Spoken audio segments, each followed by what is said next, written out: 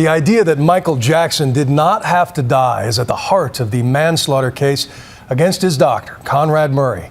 But never in that courtroom have the jurors heard it like this. Expert witnesses giving a detailed blow-by-blow account of how Murray allegedly failed his pop star employer. ABC's Jim Avila is in Los Angeles tonight. Jim? Bill, the district attorney's office is wrapping up its case with devastating medical testimony. Prosecutors say they could rest as early as tomorrow with testimony that has severely undercut one of the pillars of the defense case. A testifying tandem of medical reviewers, doctors paid to judge the work of their peers, delivered outright condemnations of Dr. Conrad Murray's conduct the day Michael Jackson died. UCLA sleep expert Dr. Nader Kaminger.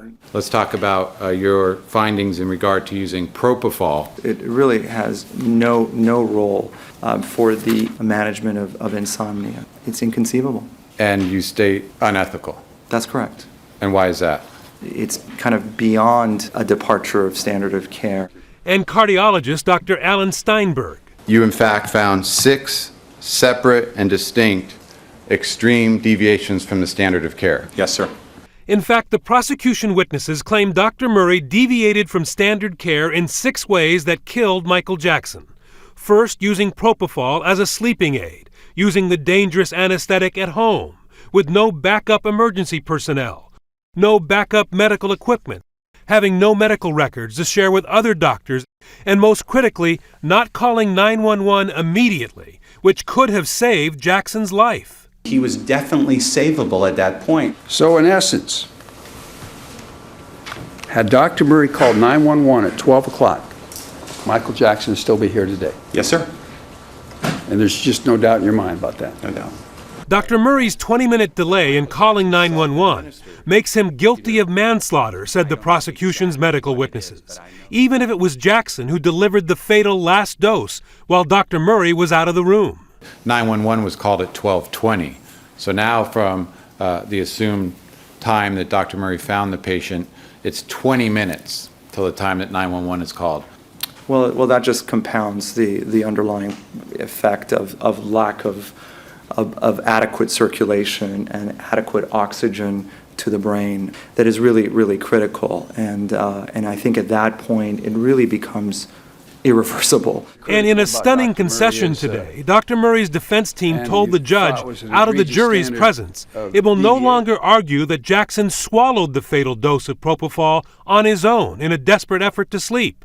But they still say it was Jackson who injected himself while Dr. Murray was out of the room.